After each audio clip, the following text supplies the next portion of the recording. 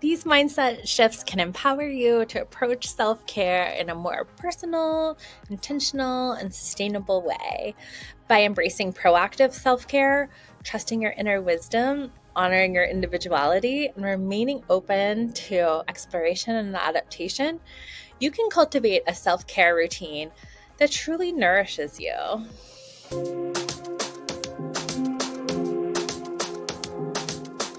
The first crucial shift is recognizing that self-care isn't just about fixing problems when they arise. It's about proactively nurturing our well-being to prevent those problems in the first place. Instead of waiting until we're overwhelmed, prioritize regular self-care practices that build resilience and maintain our mental and emotional health. So, you mean I should take care of myself before things get out of hand? I'm used to damage control. That's one of the things I do best. If it's messy, I'll clean it up. Exactly. By making self care a priority now, you build resilience and better manage stress in the long run. We want to be intentional about getting ahead of the burnout and of the exhaustion. Because when we're in exhaustion, we're an emotional mind. When we're an emotional mind, the logic goes right out the window. And that's when we go, rare. The cure for mental health is feeling good.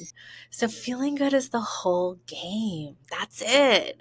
So, if standing on your head makes you feel good, then by all means, stand on your head, right? But how do I figure out what I need? It's essential to understand that no one knows you better than yourself. Not your mama, not your therapist, not your partner. Trust your intuition and inner wisdom when it comes to self-care. Ultimately, you're the expert on your own needs and preferences. Listen to your body, mind, heart, and honor what they're telling you and what you need to thrive. Each of us is unique with our own set of preferences, interests, and values. Therefore, it's crucial to embrace individuality and self-care. What works for one person may not work for another, and that's perfectly okay. Instead of comparing your self-care practices to others, like I do when I see people running on the side of the road, no hate if you're a runner, mad respect to you. But for me, that feels like torture. That would not be my self-care activity. Now, dancing, yes, that has a little more fun, pleasure, spice for me, right? Focus on discovering what brings you joy, fulfillment, and rejuvenation. Your self-care journey is yours alone, and it should reflect your authentic self.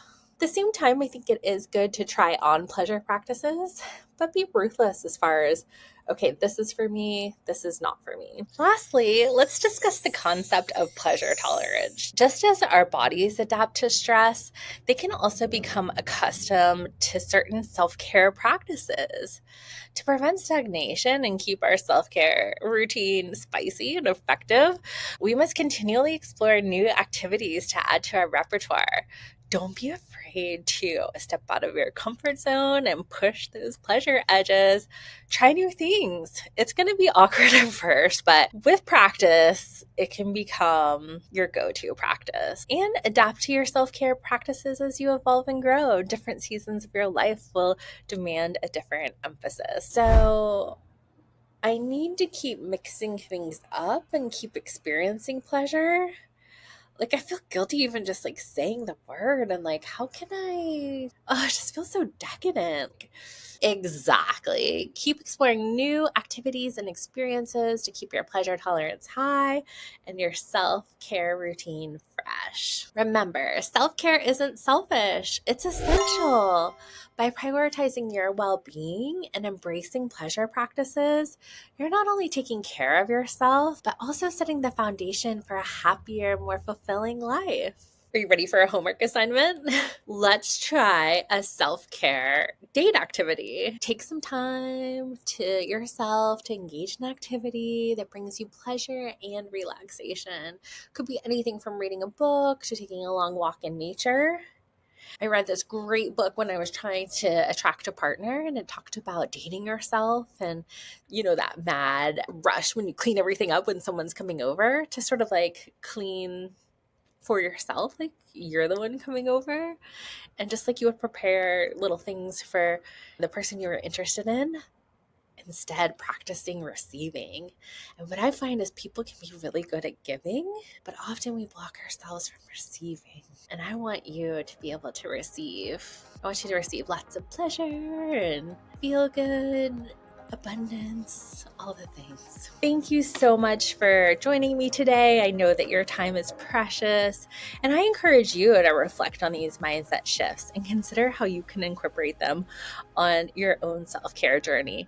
And remember, spread the word. Self-care isn't selfish. It's essential. You deserve to prioritize your well-being. And if you haven't done some self-care today, let me just say, now's your time. There's no time like the present. Go do some self-care. And oh yeah, you might want to check the laundry and move that over too. Remember, you deserve happiness and well-being, and invest in practices that support your growth and happiness. Take care, and until next time.